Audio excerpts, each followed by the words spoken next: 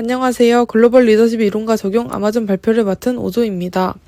저희 조의 발표 주제는 아마존입니다.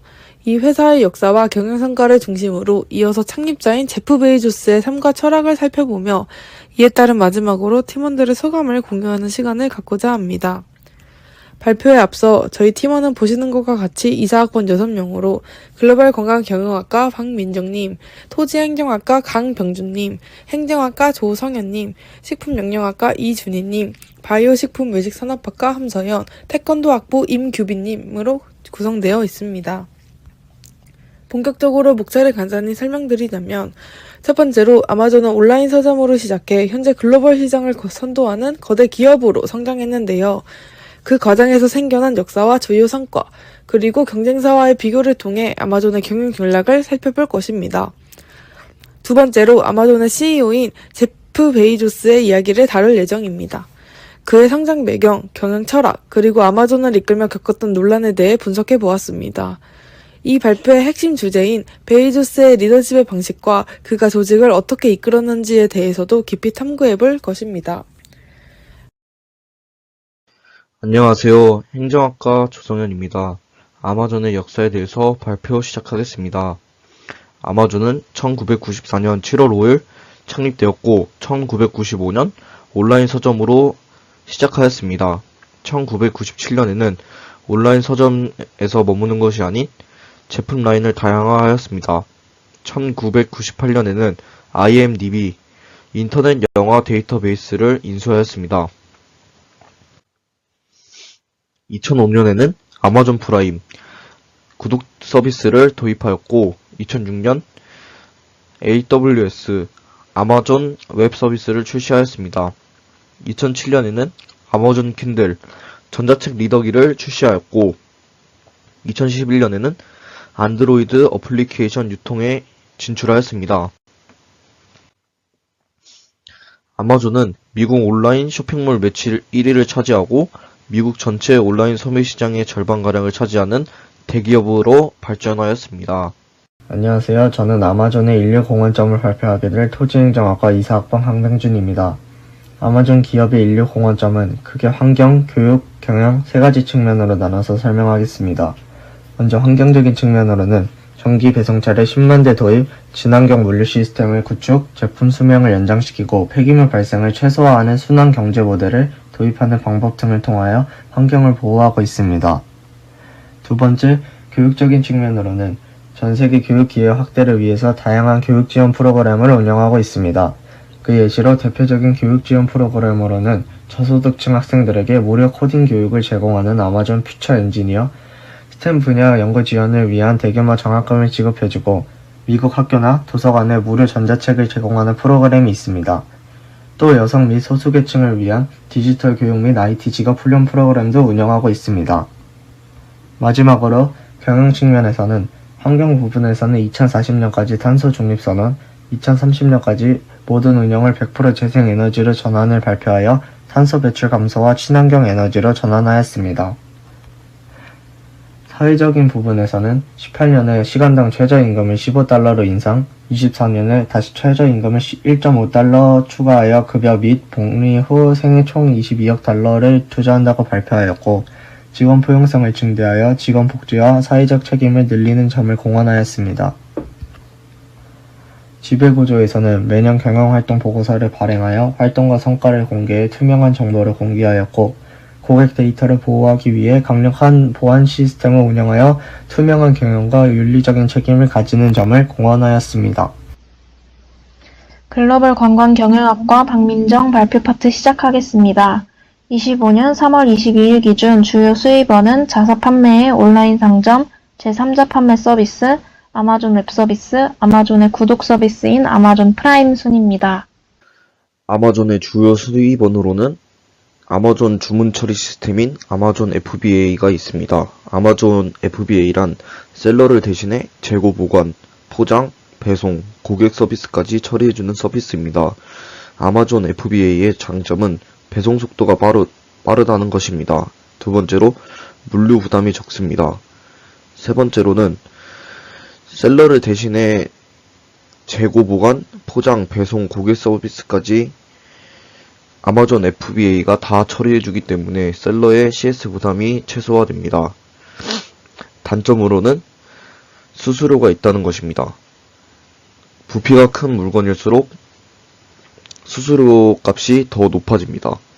두 번째로는 보관료가 있기 때문에 소량을 판매하는 셀러라면 보관료 부담이 있습니다. 마지막으로는 맞춤 제작, 주문 후 생산이 어렵다는 단점이 있습니다. 두 번째 수입원으로는 아마존 웹 서비스가 있습니다. 아마존 웹 서비스란 기업들에게 서버, 저장소, 데이터베이스, 인공지능과 같은 클라우드 기반 서비스를 제공하는 서비스입니다. 주요 거래처로는 넷플릭스, 에어비앤비, 스포티파이가 있습니다. 아마존 웹 서비스는 클라우드 컴퓨팅 분야에서 세계 1위를 차지했습니다. 아마존 웹 서비스는 아마존의 캐시카우 역할을 하며 수익성 면이나 성장성 면에서 가장 중요한 사업입니다. 다음으로는 경영 성과입니다. 먼저 시가총액 순위입니다. 25년 3월 22일 기준으로 아마존은 글로벌 시가총액에서 4위에 위치하고 있습니다. 다음으로는 주가 변동입니다. 아마존의 주가는 미세한 변화를 제외하고 2015년부터 2020년까지 꾸준히 상승했습니다. 그리고 2020년과 2021년 급상승했으나 2022년 실적 발표 이후에 주가가 급락했습니다. 2023년 후반기부터 회복을 시작하며 지금까지 상승세를 보이고 있습니다. 최근 주가를 살펴보면 25년 3월 22일 기준 현재 주가는 196달러였고 최근 최고 주가는 242달러였습니다. 다음으로는 투자 의견 ESP 컨센서스를 살펴보겠습니다. 목표 주가는 265달러이고 현재 주가는 196달러입니다. 괴리율은 목표 주가와 현 주가의 차이를 퍼센트로 나타낸 것을 말하는데 옆에 ESP 그래프를 보시면 ESP는 꾸준히 상승하는 경향을 보이고 있는 반면 최근 주가가 떨어지면서 괴리율이 커졌습니다. 다음으로는 매출액과 이익률입니다. 아마존은 인적 의존도가 높은 사업이기 때문에 순이익률이 중요합니다. 그래서 순이익률 그래프를 중점으로 두고 살펴보겠습니다. 아무래도 이익률이 주가에 영향을 끼치다 보니 주가 변동 그래프와 비슷한 모양을 그리는 것을 보실 수 있습니다. 매출은 계속해서 상승하고 있는 반면 순이익률 그래프는 2022년 급락 이후 2023년 회복하며 상승하고 있습니다. 다음으로는 경쟁사 상세 비교입니다. 미래에셋 증권에서는 마이크로소프트와 메타 플랫폼을 경쟁사로 보고 있습니다. 앞서 본 듯이 아마존은 3월 22일 기준으로 보통 194.95달러이고 목표는 265.17달러로 괴리율은 35.15%입니다. 마이크로소프트는 보통 386.84달러이고 목표는 502.96달러로 괴리율은 28.55%입니다. 메타 플랫폼은 보통 586달러이고 목표는 750.34로 괴리율은 25.84%입니다. 최근 주가가 떨어지면서 아마존이 괴리율이 가장 큰 것을 알 수 있습니다. 옆에는 매출액 그래프로 그래프 상으로 보면 차이가 굉장히 커 보이지만 순이익률을 다른 기업들과 비교하면 그래프만큼 차이가 크지 않다는 것을 알 수 있습니다. 안녕하세요. 식품영양학과 이준희입니다. 지금부터 발표 시작하겠습니다. 제프 베이조스는 1964년 1월 12일 뉴멕시코주 앨버키키에서 출생하였으며 국적은 미국이고 플로리다주 마이애미에 거주하고 있습니다. 그의 종교는 가톨릭이며 신체는 173cm이고 학력은 마이애미 팔메토 고등학교를 졸업하고 프린스턴 대학교를 입학하여 컴퓨터과학 석사과정을 이수했습니다. 스라 3남일녀의 자녀를 보유하고 있습니다.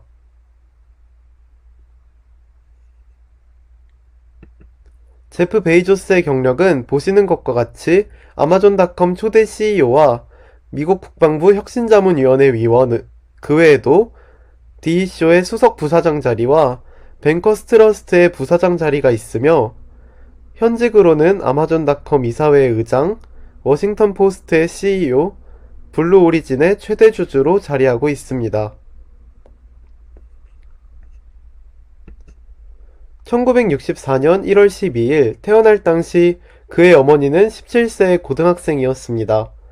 제프 베이조스의 생부 이름은 원래 테드 조겐슨이었으나 제프 베이조스가 4살 때 부모님이 이혼하고 어머니가 새로운 아버지 미겔 베이조스와 결혼함에 따라 그의 성씨는 베이조스로 바뀌게 되었습니다.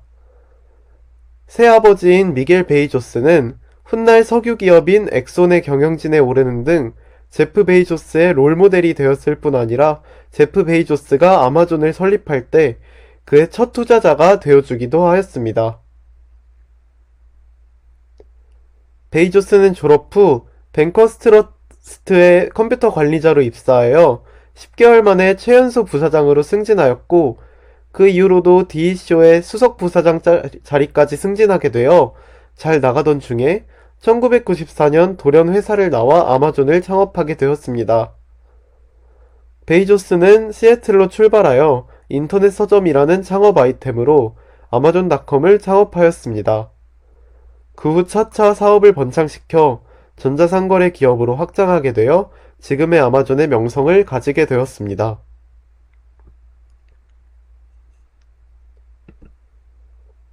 제프 베이조스의 비판과 논란에 대해 발표하겠습니다.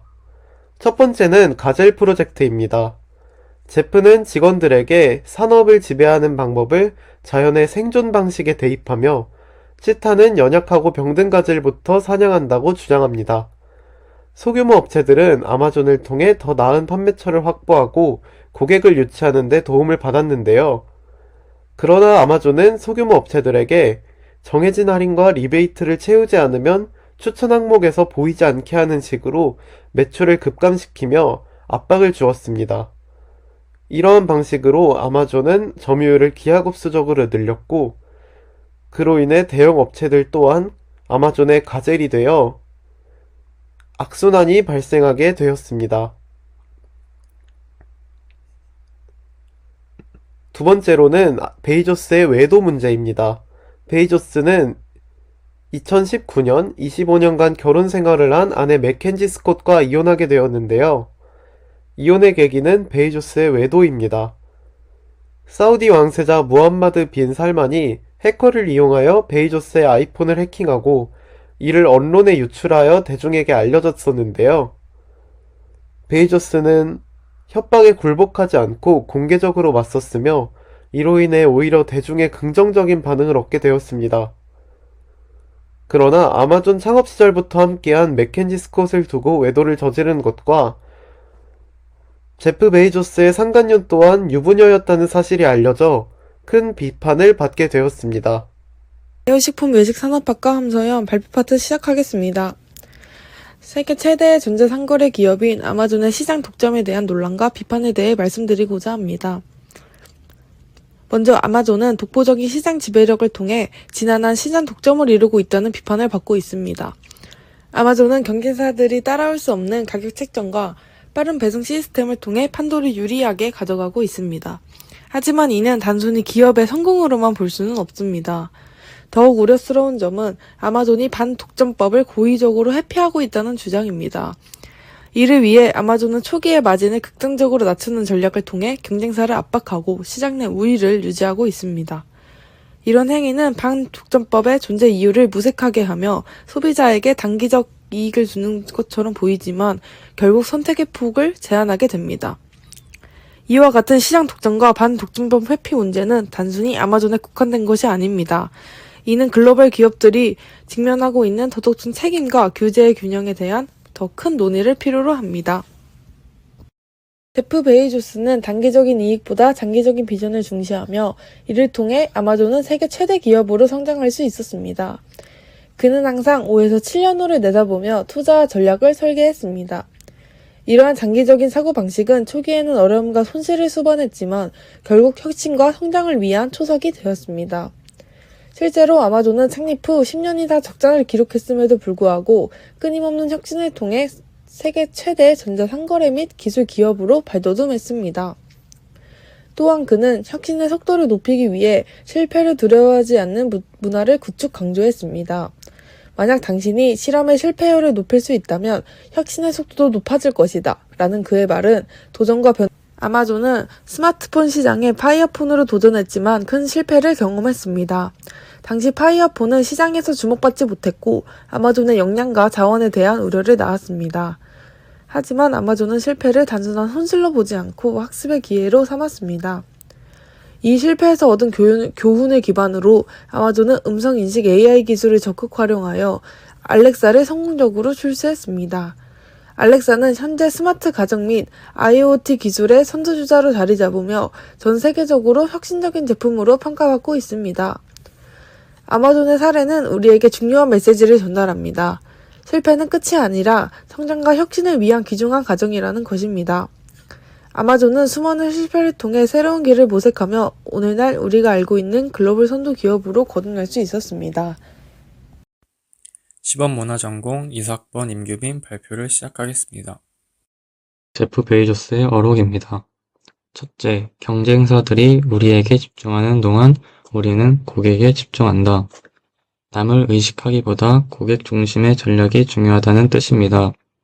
둘째, 성공은 최고가 되는 것이 아니라 늘 나아지는 것이다. 계속해서 성장하고 개선하려는 자세가 필요하다는 의미입니다.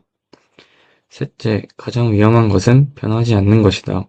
변화와 혁신을 멈추지 않는 것, 그것이 생존의 핵심입니다. 이 세 가지 메시지는 결국 고객 중심, 지속적 성장, 그리고 변화에 대한 민감성, 이 우리가 나아가야 할 방향임을 말해줍니다. 제프 베이조스가 도입한 독특한 회의 문화, 즉 피자 두 판의 법칙에 대해서 얘기하겠습니다. 피자 두 판 법칙은 회의에 참가하는 사람의 수가 피자 두 판으로 식사를 마칠 수 있을 정도의 소규모로 유지되어야 한다는 규칙입니다. 이 법칙은 회의를 소규모로 진행함으로써 커뮤니케이션을 더욱 활발하고 의사결정이 더 신속하게 이루어질 수 있도록 하는 데 목적이 있습니다.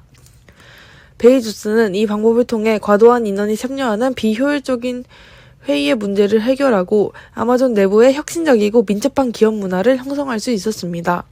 실제로 소규모로 진행된 회의는 참가자들이 각자의 의견을 충분히 공유하고 논의하는 데 큰 도움을 주었으며 빠른 문제 해결과 창의적인 아이디어 도출을 가능하게 했습니다.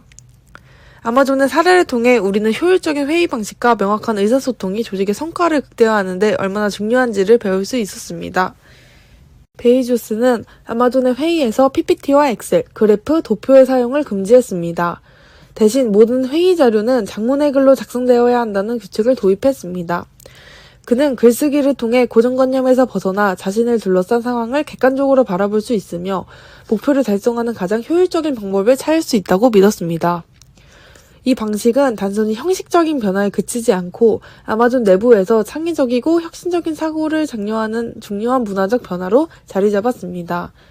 글쓰기를 통해 직원들은 자신의 생각을 정리하고 문제를 깊이 있게 분석하며 더 나은 해결책을 찾아낼 수 있었습니다.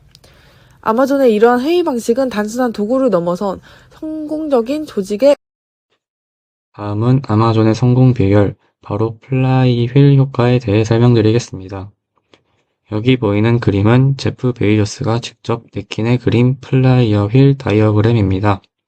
복잡해 보일 수도 있지만 핵심은 선순환 구조입니다. 먼저 아마존은 저비용 구조를 기반으로 낮은 가격을 제공합니다. 그 결과 고객 만족도가 높아지고 고객 경험이 개선되며 트래픽이 증가합니다. 트래픽이 많아지면 더 많은 판매자들이 몰리고 그로 인해 상품군이 다양해지고 다시 고객 만족도가 올라갑니다. 이러한 구조는 성장으로 이어지며 다시 규모의 경제를 통해 비용을 절감하고 이 모든 과정이 반복되며 더욱 강력한 성장 동력을 만들어냅니다. 이처럼 아마존의 플레이어 휠은 한 방향으로 계속 줄수록 가속이 붙는 구조입니다. 즉 핵심은 고객 중심의 선순환 시스템을 만들고 지속적으로 강화해 나가는 것입니다. 제프 베이조스는 고객 중심 철학을 바탕으로 회사를 운영했습니다. 그는 항상 고객 최우선 데이터 분석, 개인화를 강조했습니다. 예를 들어 고객 데이터를 분석해 맞춤형 추천 시스템을 구축하고 고객의 니즈를 파악해 새로운 서비스를 제공해 왔습니다. 대표적인 사례는 첫째, AWS 개발, 둘째, 24시간 고객 서비스 운영입니다. 마지막으로 베이조스는 이렇게 말했습니다. 경쟁사들이 우리를 바라보는 동안 우리는 고객을 바라본다. 이 말은 아마존이 어떻게 고객 중심으로 혁신을 지속해 왔는지를 잘 보여줍니다. 저의 소감은 원래 아마존이라는 기업을 들어보고 알고는 있었지만 정확히 뭐가 주 상품이고 주가가 어느 정도 되는지까지는 알지 못했지만 이번에 자료조사를 계기로 아마존 기업의 역사, 주 상품, 주가 등과 제프 베이조스에 대해 좀 더 알게 되는 과정이 된 것 같습니다. 근데 조사할 때 생각보다 아마존 기업의 유명세에 비해 내용이 많이 나오지 않아서 힘들었지만 이제 아마존 기업에서 무엇을 주로 팔고 한 가지 상품만 파는 것이라는 오해를 없애고 좀 더 새롭게 알게 되었습니다. 아마존이라는 기업에 대해서 아는 것이라곤 온라인 쇼핑몰 정도였는데 조사를 통해 기업과 CEO에 대한 여러 정보를 알 수 있어서 즐거웠습니다. 제일 기억에 남는 점은 어려웠던 초창기의 이야기였습니다. 지금은 세계적으로 유명한 기업이기에 상상도 가지 않지만 아마존 또한 처음엔 위기가 많던 기업이라는 것이 낯설고 신기해서 기억에 남았습니다. 또한 아마존 초대 CEO인 제프 베이조스의 가치관과 기업 운영 철학을 엿볼 수 있었던 것도 재밌었습니다. 과제를 진행하며 여러모로 배운 것이 많았기에 짧았지만 알찬 시간이었던 것 같습니다. 이번 발표를 통해 느낀 저의 소감입니다. 대학교 들어와서 첫 팀플 과제를 하게 되었는데 인터넷에서 봤던 그런 좋지 못한 팀플의 예시들을 봐서 걱정했었는데 그런 걱정이 무색하게도 정말 팀원 한 분 한 분이 너무 다 열정적으로 참여하셔서 덩달아 저도 열심히 해야겠다는 생각이 들 만큼 저희 팀 조원분들이 열성적이고 너무 좋으셨습니다. 그리고 자료 조사를 맡으면서 아마존에 관해서 많이 찾아보고 또 제가 몰랐던 사실들을 알 수 있었던 뜻깊은 시간이었던 것 같습니다. 아마존의 좋은 이미지만을 알고 있었는데 좋지 않은 단점들도 찾아보고 새롭게 알게 되어서 좋았습니다. 제프 베이조스는 2021년 CEO 자리에서 물러나면서도 여전히 아마존의 미래에 영향을 미치고 있습니다.